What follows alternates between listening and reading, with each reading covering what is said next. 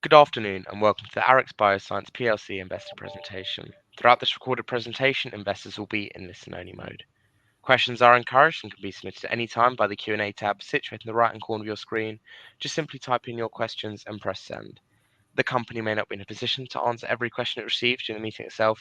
However, the company will review all questions submitted today and publish responses where it is appropriate to do so. Before we begin, I'd like to submit the following poll, and I'd now like to hand you over to Robert Lyons, CEO. Good afternoon, sir. Many thanks, and thank you everyone for joining this afternoon. So we're presenting today the financial results for 2022. We'll also include just a strategy recap of the business, an update in portfolio review, a summary and outlook, and then there are some further materials, particularly detailed breakdown of portfolio movements at the year end in the appendix. So 2022 was still something of a challenging year for ARIX. We'd expected at the start of last year that things were going to be difficult. We'd had very difficult public markets, particularly in the US, which had begun in 2020 and had moved into 2021. We were hoping at the start of last year that those public markets would recover and also that we would have an improved macroeconomic situation, which would help us as well. We had increased headwinds on both of those fronts, more than we'd expected. However, as we set out at the start of last year, we were deliberately taking a cautious approach to capital deployment and in terms of ensuring that we had a high cash balance through the period.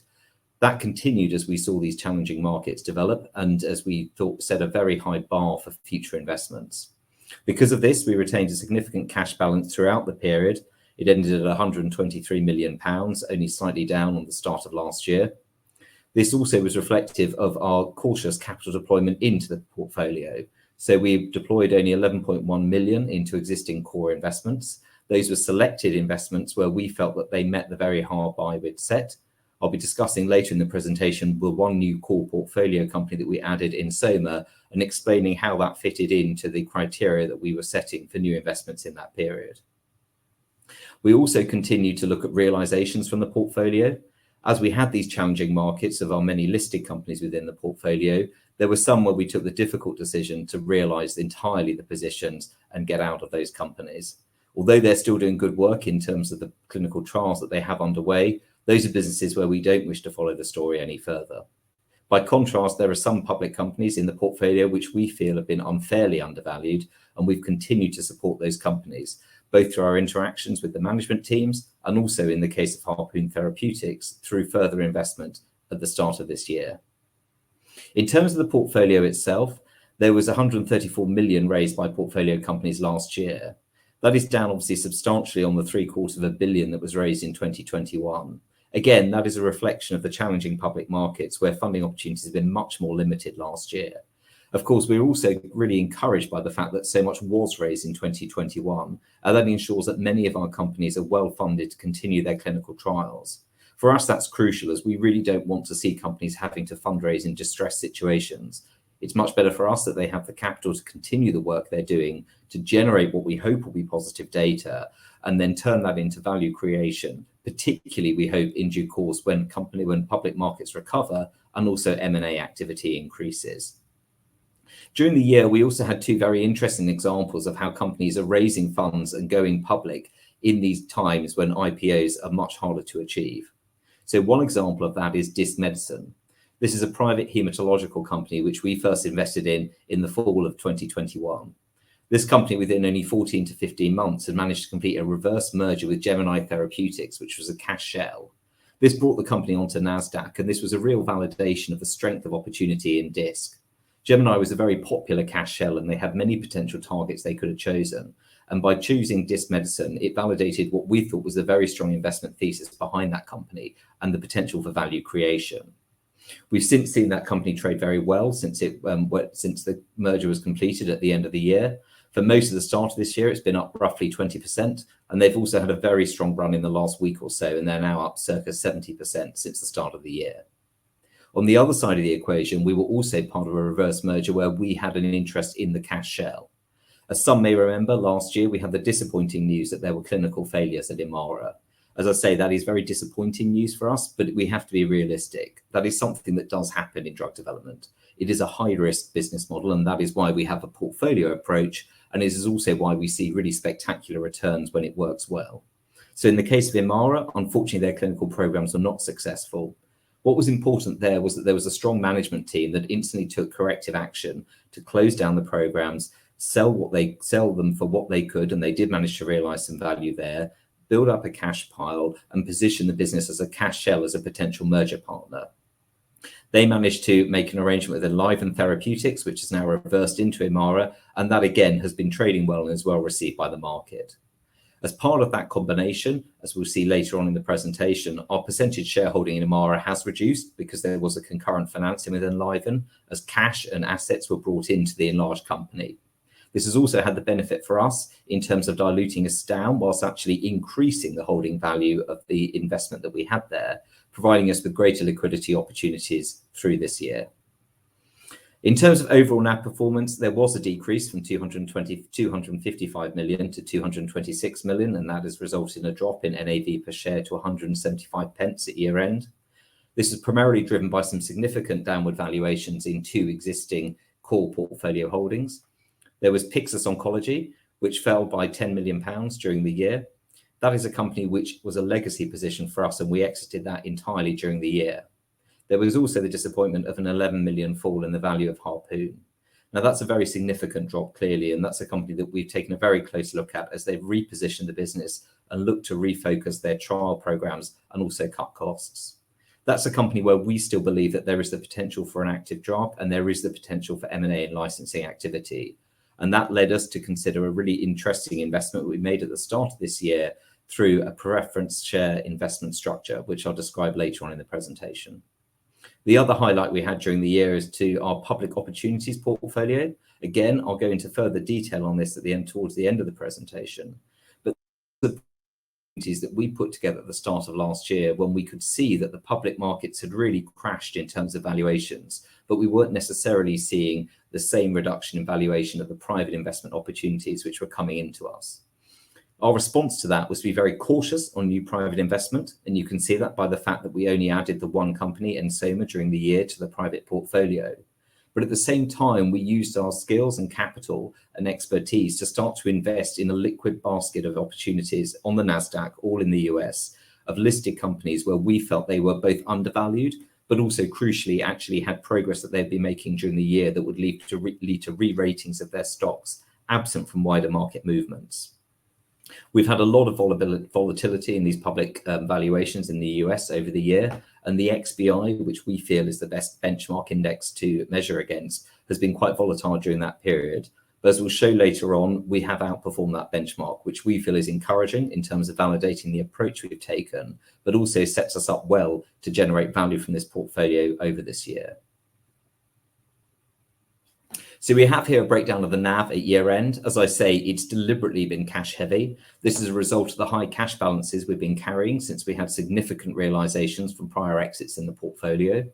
As I say, because we are an evergreen vehicle, for us, it's important at strategic times to make sure that we've got enough cash to continue to support and develop the portfolio through times when fundraising may be difficult.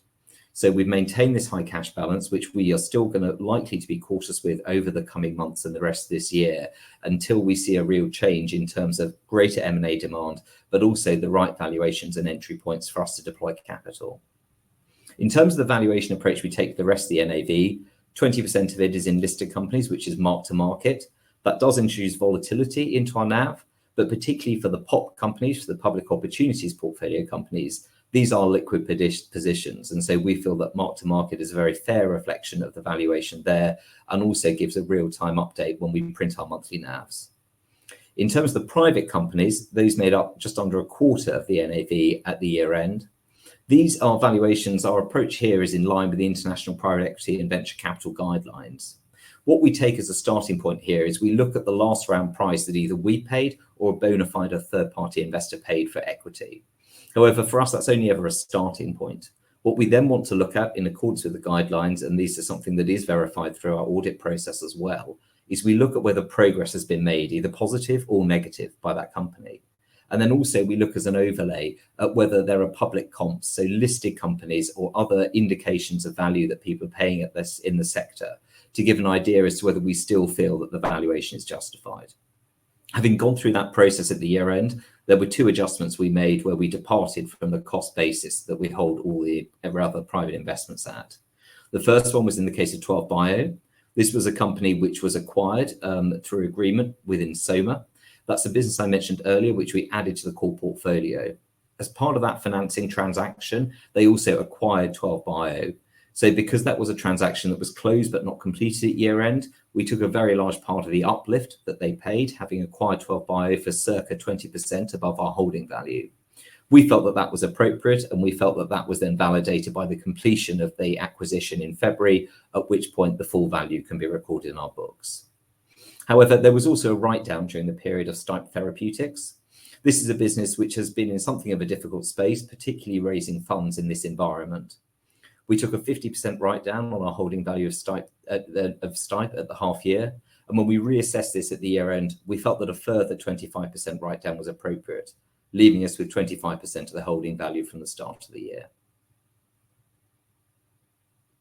So we have here a breakdown of the NAV per share over the last 6 months, and as you can see, with our cautious approach, the shares are heavily underpinned by cash and also liquid listed securities, many of which are liquid, and therefore we see this as a very compelling value opportunity to gain access to our unlisted portfolio. It's also worth bearing in mind that for us, we see that we're still in something at the bottom of the valuation cycle for a lot of these assets. So going forward, we see real potential for significant increases in the value of both the listed, but also the unlisted positions that are reflected in our NAV. So we have here a breakdown in terms of demonstrating how the movement in the gross portfolio values, this is the value of the investments that we hold, has moved over the year. As you can see, we had a starting value of 118.2 million. We deployed 33.6 million into the period. This was largely a result of the public opportunities portfolio, where up to 22.5 million was invested at any one time. That's a dynamic number which does shift over the period as we respond to market conditions. There was also just over 11 million sterling that went into existing and new core portfolio opportunities, including in Soma. There was a minor FX adjustment during the period, and then significant realizations. Again, many of these came from the POP, but as we adjusted it during the year, and therefore we had to provide a sort of capture as to where we were at year end. But also there were realizations from legacy portfolio companies, particularly listed companies such as Autolus, Logic, and Pixus, where we felt that we no longer wanted to follow that journey. And despite the depressed valuations they may be trading at the time, we felt it was the right thing to take that capital back off the table, return it to the balance sheet, and seek out new opportunities for it. Over the period, we did have a net revaluation downwards of 34.5 million, which was obviously a significant value. And as I said, a lot of that was largely accounted for by the two significant reductions in valuations of Harpoon and Pixus over the period. So we have here a chart showing out the NAV progression of the business since inception. There has been significant volatility in terms of the NAV and the NAV per share here. There was a significant run up from a certain very well traded listed position in December 2018, which then reversed the following year. As you can see, we had our landmark exit in December 2020, which provided the real sort of explosive growth in NAV and NAV per share that we see possible with our model and with the sort of companies we invest in. Having had that hit that peak in 2020, we then had some decline over the last 2 years, as set out there, as public market valuations have reversed in many cases. Clearly, we are disappointed with the annualized NAV per share growth we're recording, although that is coming off a very high figure that we had at the end of the 36-month period there, at the start of the 36-month period in December 2020. So just to recap on strategy, the purpose of the business is very much focused on generating superior returns for investors, but we do so by a focused portfolio of biotech companies in which we invest. And it's important for us to remember that these are all developing innovative treatments for patients. In many cases, even where we do have write-downs or we do have clinical failures, clearly that is depressing for us. It isn't what we're there to do. We're there to make money, not to lose it. But we do think it's important to remember that as we do that, we are trying to develop treatments that are really needed for patients. So even where funding has not achieved the success we'd like, in many cases, it does move on science and it does move on our understanding of these areas. and does contribute in the longer term to benefits for patients, even if we're not able to make a financial return from that particular investment at the time.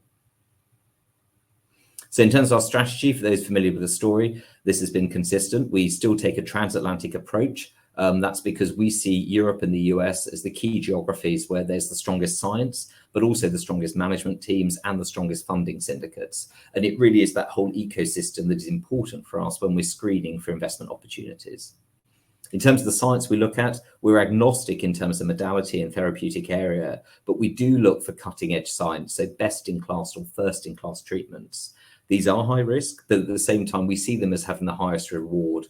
And we feel that that is the right balance on a portfolio approach for us to be taking.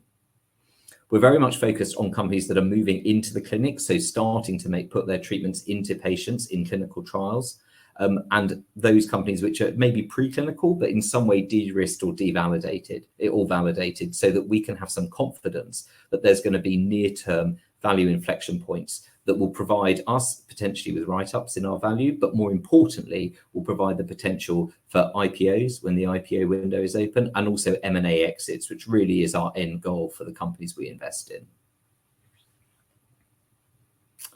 So we have here two exciting additions to the board, which we made during the year, Deborah Barker and Andrew Smith.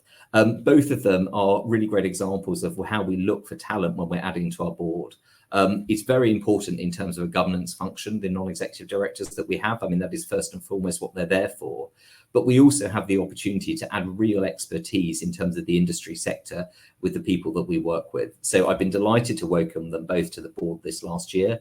Andrew's already provided a huge help with his experience as a CFO at multiple biotech companies. When we're looking at these interesting and innovative financing structures that companies are having to consider in these difficult times, Andrew's experience is really very useful there indeed. And for him, he sort of sat on the other side of the fence from us as an investor. And that dynamic has been very useful as we've been engaging with companies and screening opportunities. Similarly, Deborah's had a very distinguished career in big pharma, principally at Novartis, but also at a number of other household pharma company names. And her huge experience, both in terms of how big pharma's looking at drugs, how they're assessing them, how they're looking at prioritization, but as well as practical drug development expertise, has been incredibly useful to us. And she's brought that to bear already in many investment opportunities that we've been screening, and also those that we have executed on. So again, here is a graphic that will be familiar to those who followed the ARIX story. So we have here our demonstration of our investment cycle and why we think that this is the sweet spot for us to be investing in. There is an approximate trade-off between scientific and clinical risk, which is always inherent in what we do, at least up until a drug gets approved, and also the valuation that we have to pay when we start to invest in these companies. The trade-off isn't perfectly linear, but there is definitely a graduation as we move through. And for us, we feel that getting into a business when it's late preclinical or moving into the clinic and into the phase 1, going into phase 2 is really when we think is the optimum window where the valuation is still attractive. For meaningful investment amounts, we can still get a meaningful stake in that business, but we're not taking quite the same level of scientific and clinical risk we have done if you're literally taking science from the lab bench and starting to put it into a company for the first time. We also feel at this stage, we've got companies that within 18 to 24 months of our investment are going to be in the zone where there's the potential for IPO activity when the window opens, and also for M&A activity as well. And we think Dismedicine's a great example of that. That's a company that's moved into phase 2 trials whilst we've been investing in them. They've now moved into the window where they could IPO. And as I said at the outset, they managed a reverse merger onto NASDAQ. That's now a position where we are locked up, as is standard for many of our companies when we go public with them. But we will have those lockups off in the summer, and there will be the opportunity for liquidity at that point, which will be a great result from a company that from the start to finish, we've only been in for 20 odd months now so far. So we have here an overview of the portfolio. This just gives an idea in terms of the balance we look at in terms of having a mix of clinical companies, preclinical companies, some that are public, some that are private. As I say, drug development is inherently high risk, and we think that having this spread in terms of the stage of development, but also where the companies are listed. So some obviously will have volatility coming through in terms of their public holding, but also that gives us the benefit of potential liquidity. For the private companies, they don't have that volatility. They don't have those considerations that can sometimes be distracting for management teams, but also we don't have the liquidity. So that is something where we think that we want to maintain a nice balance between the two there. We also want to ensure that we have meaningful holdings in these businesses.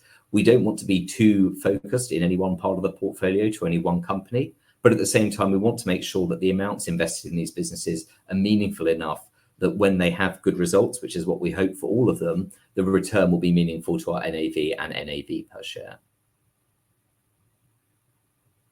So we have here an outlook in terms of upcoming catalysts over this year, particularly data readouts. For us, data is really the absolute focus of these businesses. Once they're in the clinic, getting phase 1, phase 2, and in some cases phase 3 data is absolutely critical as they move through the development cycle and they start to demonstrate that the drugs they're developing are first of all safe, but then crucially, if they can demonstrate some signs of efficacy before they move through to actually getting them approved. For us, we feel that really phase 1 moving into phase 2 is a really great entry point as they start to put out phase 2 data. We, but also crucially, other investors and acquirers can start to see whether there's real evidence that there is a drug at work there. And so that is really exciting when we start to see that later stage data. Whether companies are public, when that data comes out, there's the opportunity for an immediate re-rating of those public companies, but also it's something that is disseminated widely on the stock exchange in the US. And that provides a great opportunity for potential acquirers to follow the story and understand the data that they're generating and start to take a view as to whether that is a drug that they'd like to acquire. So for us, as we look out over 2023, these are going to be some of the key points we'll be looking at for the companies. Depending on how the markets react, whether companies are public, we have the opportunity to take some liquidity off the table. Of course, there are also opportunities where if we feel that the companies are being undervalued, we might also consider increasing our investment in that business going forward. So we have here some donuts just setting out the balance across the portfolio. As I said, we try to maintain a balance across therapeutic areas. As I said at the outset, we're agnostic in terms of the therapeutic areas we invest in. Really what drives us is where we think there's going to be pharma M&A interest. And crucially, that's not just about having M&A interest at the time we make the investment. Because of drug development, it happens occasionally, but it's very rare that we make an investment and then there's a near-term exit immediately. Much more likely is we make an investment and then the company starts to put that capital to work. It will run a clinical trial, it will generate some interesting data, and that is what then will move the company forward in terms of valuation and potential interest for pharma buyers. Of course, that does take time. And so when we're looking at therapeutic areas to invest in, a critical piece for us is to do mapping in terms of where do we think farmers are going to be buying in the future. And this, again, as I was talking earlier about the expertise we've been adding to the board, and especially as we evolve the investment team, this is where we're looking to make sure that we really have that insight. So we know the companies we back today are the ones that are going to be bought tomorrow. We also look to make sure that we have a balance between clinical stage and preclinical stage companies. For those that are preclinical stage in the standard drug development space, there is often a lag until they're likely to be in the space where they're generating data that's interesting enough to go public or be acquired. So we do want to maintain a bias towards the clinical stage there. We also want to make sure that we have a balance between listed and unlisted investments. For us, the unlisted provide a really exciting opportunity where we have privileged access to that deal flow. But at the same time, we also recognize, particularly at a time at the moment when there are depressed valuations, that there is real value in the listed markets if we can approach that and invest smart there. So here's a little bit of a detailed slide, and maybe look at this in a bit more time later, but this sets out some of the progress that was made in the portfolio through 2022. A real highlight for us was the very positive data that was released by Aura from their phase 2 programs. Aura is developing a very important treatment for ocular oncology. This is an area where there isn't really a standard of care at the moment. And so it is somewhere where we have a great deal of confidence that that business, if they continue to generate encouraging data, has a very clear path forward for approval and also for, frankly, then the drug being sold and starting to generate significant revenues. Of course, as with all our businesses, as well as pursuing their own independent development plans, there's always the potential for these companies to be subject to M&A activity. And that's something which we follow very closely with each of them. So as I mentioned at the outset, there was only one company that we looked to invest in during the year in terms of a new private company that we added to the core portfolio. And this was a business we signed the agreements at the end of the year and closed in January a funding round into Insoma.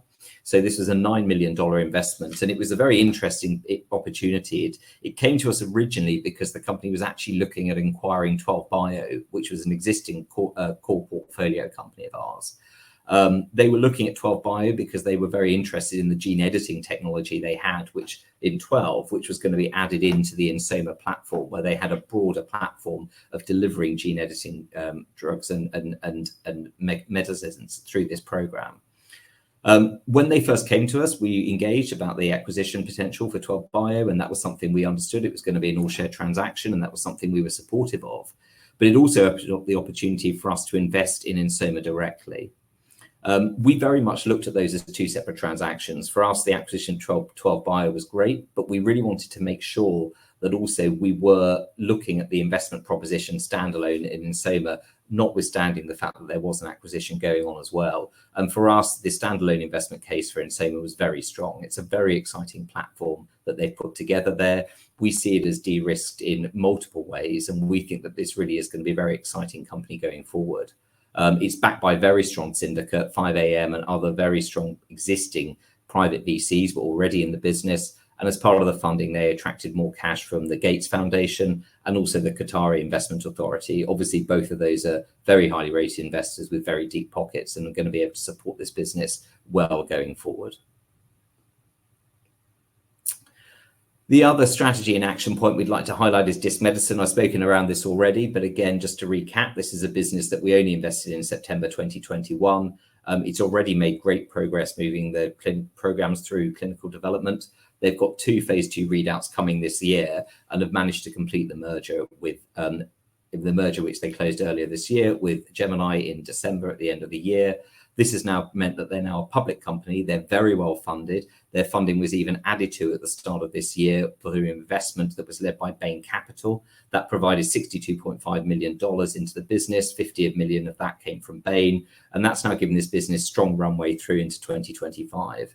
As I outlined earlier, for a lot of our companies, we're really focused on making sure that they are well placed and well funded to pursue their development programs through 2023, particularly as a time when we see that for some of these companies, there may be difficulties in raising capital. So it's very reassuring for us when we know that they've been able to access top capital sources and also then have that cash on their balance sheet to pursue their business plans going forward.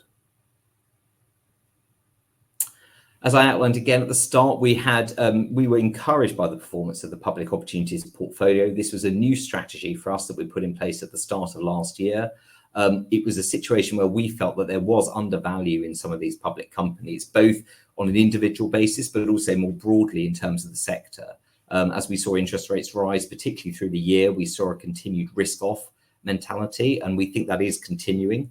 However, looking more broadly, and this is relevant for the POP, but it's also relevant for a lot of our public positions that we have, we do think that we are going to see through the peak of interest rates during the course of this year, particularly as inflation finally washes out of the system.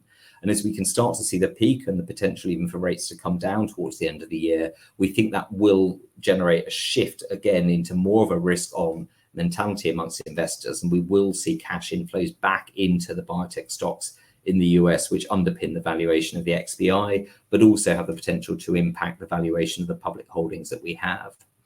So we put together this public opportunities portfolio, and as you can see, there's been a lot of volatile trading, which has been mirrored to some extent by the XBI. But certainly since the summer, we've managed to sustain a continued outperformance of the XBI portfolio. At the moment, it's sitting roughly at cost. And obviously, for us, that is something that we think positions us very well as those individual companies have the potential to make significant progress on their own terms, but also as we see a shift in favor back in the market. And for us, it's encouraging, as I say, that we are outperforming the XBI by 13% as of the middle of this month. So as we move to the outlook, we've had continued progress in 2023. As I outlined earlier, there was a financing into Disc Medicine led by Bain Capital that we found very encouraging in terms of the capital that's going to be available to Disc now to continue its programs going forward. We also had a very innovative financing structure that was put in place for Harpoon Therapeutics. And we see that as a really great example of the flexible mandate we have here at ARIX.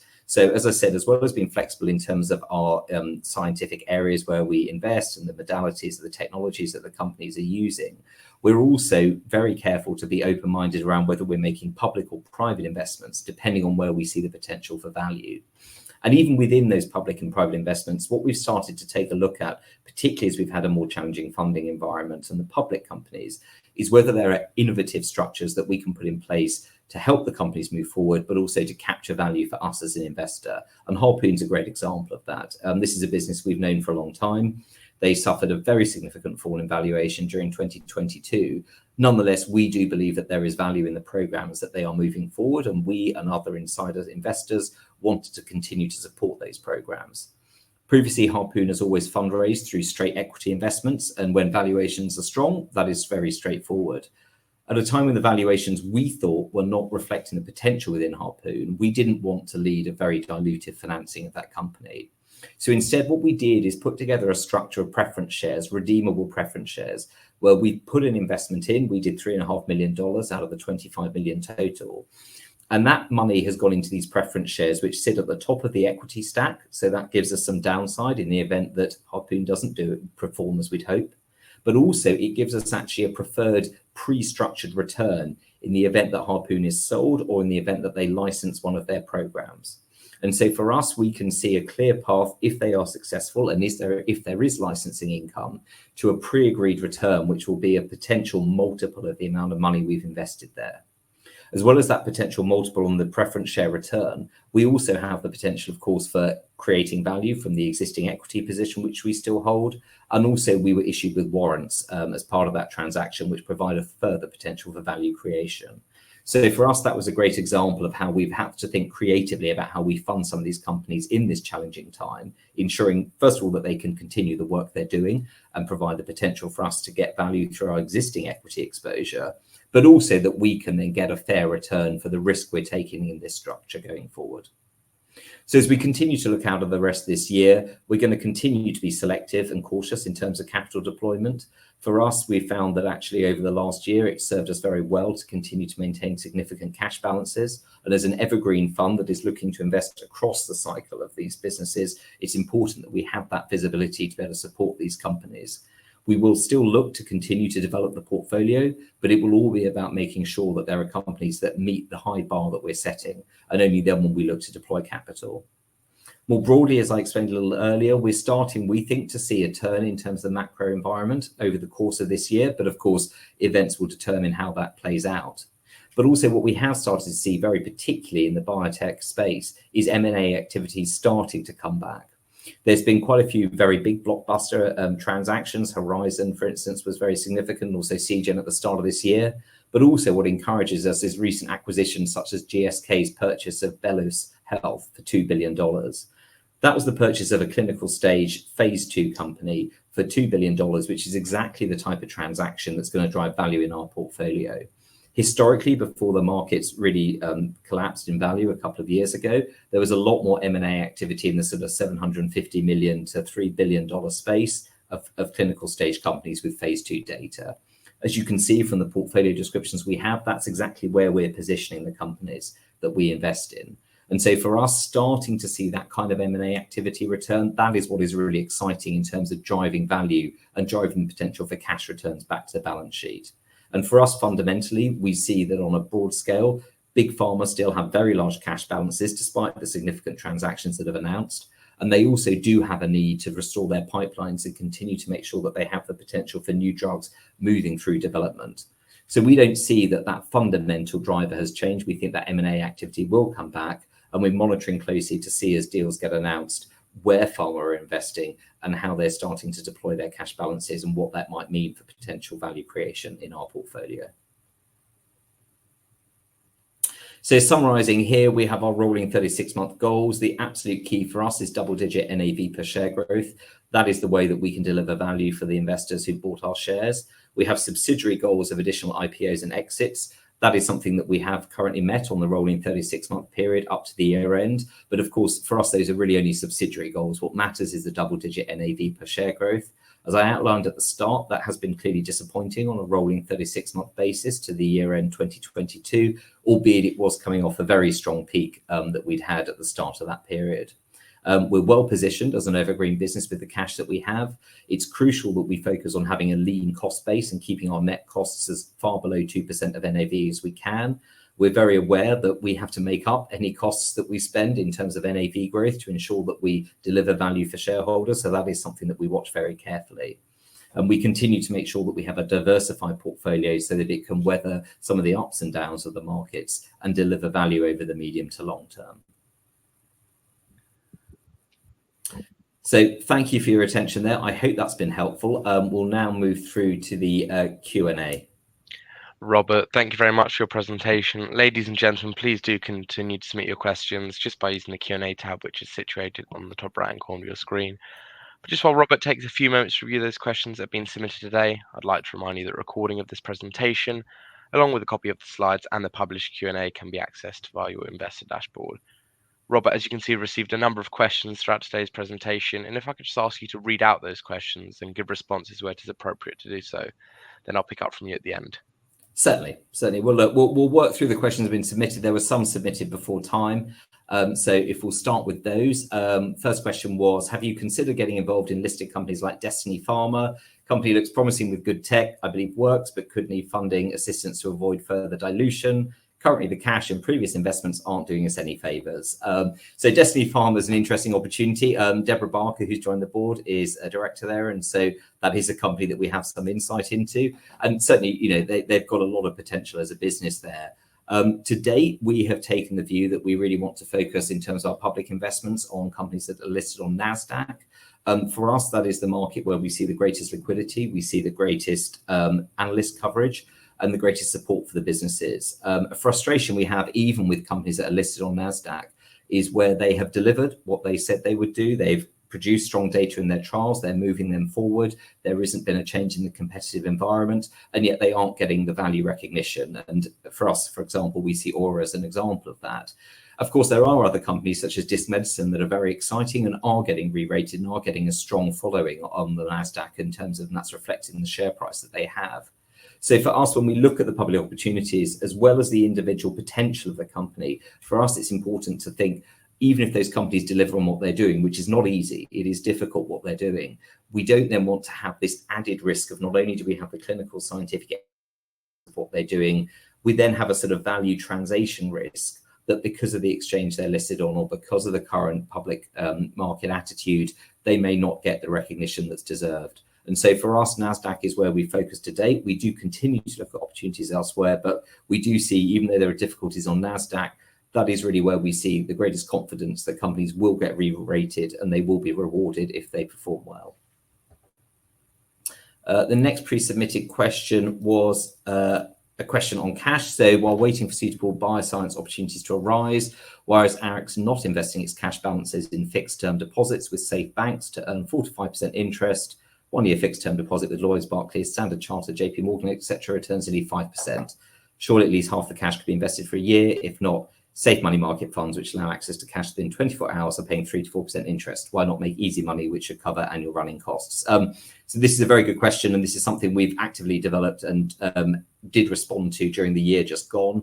Obviously, there's been a significantly changed interest rate environment that has had something of a negative impact in terms of general sentiment to higher risk investment opportunities such as those which we participate in. But obviously, as we have high cash balances, that has also been an opportunity for us to generate additional financing income. And that's something we very much reacted to last year and we're continuing to react to now. So in terms of how we think about our cash deposits, we do obviously hold some cash in terms of instant access in order to run the business and make sure that we can react to dynamic opportunities such as the POP, and also if there are any near-term funding opportunities. But then other cash deposits we put out on a ladder. So there's a liquidity ladder to make sure that those deposits are earning interest at a reasonable term.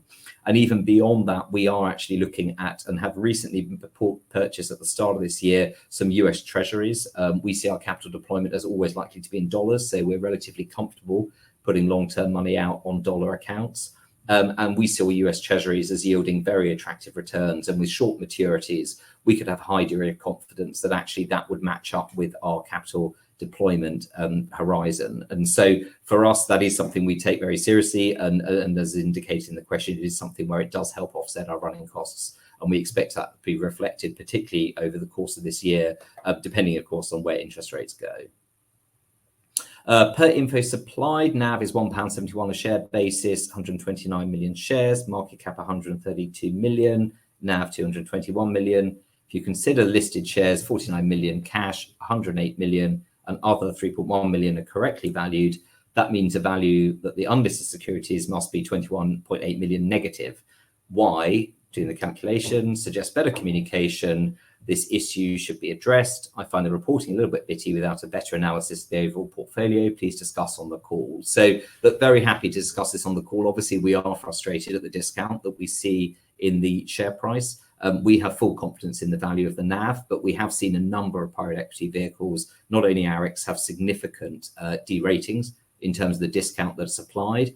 Obviously, we do see that the company is well underpinned with cash and listed, so we do believe that our NAV is well validated in that sense. But we also recognize that as an ongoing evergreen business, there are many investors who apply a blanket discount to venture capital and private equity vehicles, regardless of the cash composition, on the basis that over a significant period of time, cash will be deployed and will be used into private opportunities. So this is a sector, this is something that we've seen across the sector in terms of discounts. It is very frustrating for us because, of course, it doesn't translate into value for shareholders, and that's what we're here to do.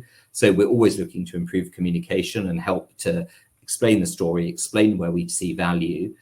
For us, I think it's fair to say that has been more challenging over the last 18 months as we've seen a dearth of M&A and significant depressed public valuations. We haven't had as many good news stories in the portfolio. Whilst we have had strong clinical progress, really what we've found in the past makes the difference is when we get strong positive cash realizations back to the balance sheet. That in the past is what's closed the discounts, and I'm confident that's what will happen in the future. But we do need to be patient and ensure that these companies develop their potential, generate the data that we think is possible, and then wait for the right M&A conditions for these businesses to transact at attractive valuations. And when that happens and we see a validation of the model in the portfolio, cash returning to the balance sheet, that is in the past where we've seen a closing of the discount, and that's where I think we'll see it again. Can you explain what you have 108.7 million cash? As an investor, this needs to be explained. Is it because you cannot find good business opportunities because the market is overvalued, or do you need this money for financing future financing needs or unlisted or listed investments? Some more analysis of this would be helpful. Thanks. So, yep, I mean, look, as explained, we are cash heavy. That's something that we took a deliberate view strategically on last year, and we're continuing to be whilst the markets are volatile and we are being cautious. For us, it is two sides of one coin. You know, we want to set a very high bar for investments, particularly on the private investments where we've seen elevated valuations that haven't yet come down. And so that's something that we wanted to make sure that we are careful about. We don't want to be investing at the top of the valuation cycle, which is something we could have done if we'd taken a different approach to capital deployment 18 months ago.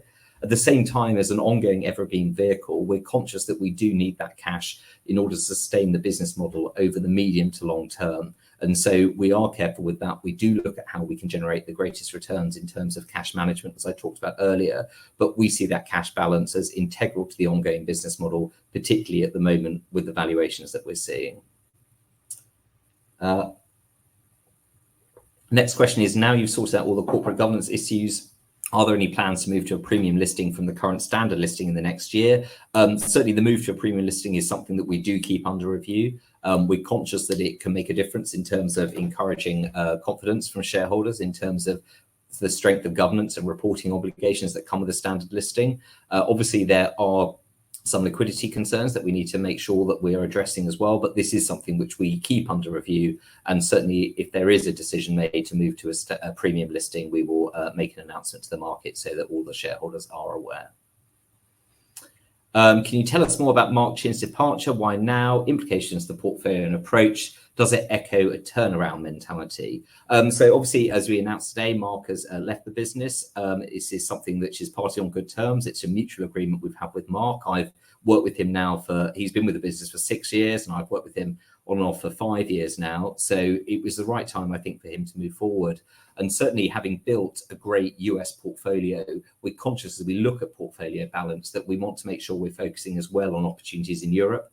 And Tassos, who's joining us in a few weeks' time, a key focus for him will be to start to build out that portfolio in terms of European businesses where we see the similar quality of potential science and where we see strong enough investment syndicates and management teams as well. But often, sometimes you can see more attractive valuations in European businesses. So for us, we see that as a useful shift in the business going forward.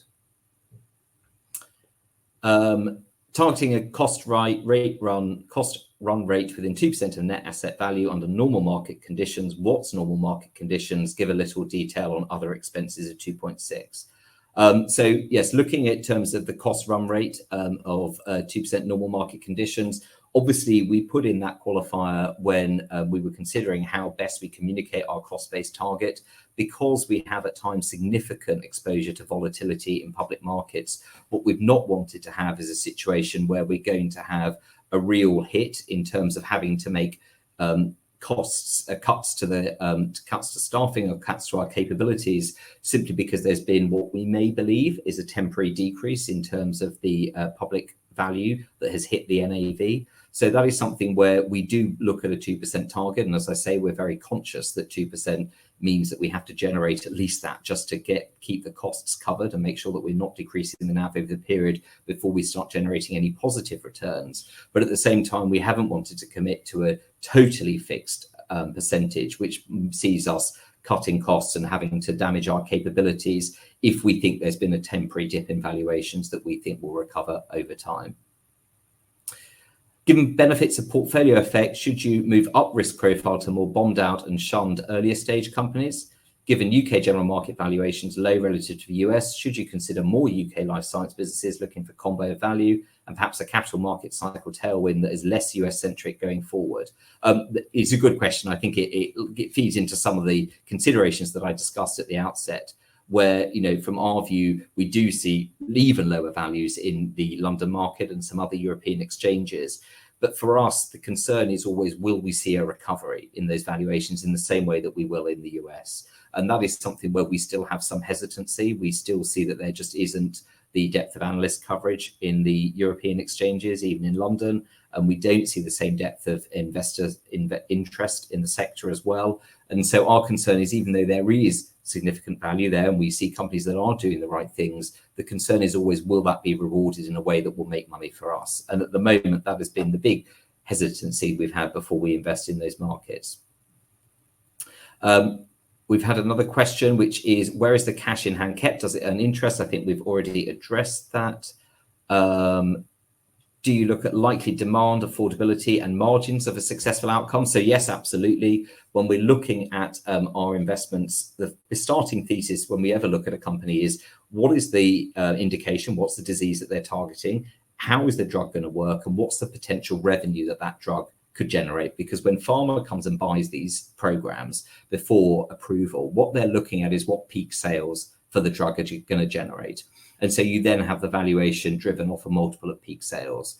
And that's something where we look at that very carefully. That is the sort of starting point in terms of where we see the end value. And then we work backwards and we start to say, okay, there's a huge patient population here. Sometimes if it's rare disease, it's a very small patient population with high premium pricing. So we look at those two different variables. What do we think peak revenue can be? What do we see pharma buying sort of these sorts of drugs with these sorts of revenues for? We get that idea on what the exit value can be. And then we look at the competitive landscape, particularly the emerging competitive landscape. We look at where the drug is going to get prescribed. To be totally honest, when we're looking at pricing these drugs, it's all driven off of pricing in the US and Europe. Clearly, these are drugs that can be made available more broadly. And of course, in the fullness of time, when drugs move off patent, there's even greater ability for these drugs to be shared more globally. But for us as an investor, our starting point is looking at demand in Europe and North America. And those are the key markets. They drive where the pricing comes from. They drive where the peak revenues are going to come from. And that's how we look at the potential value of the businesses when we invest in them.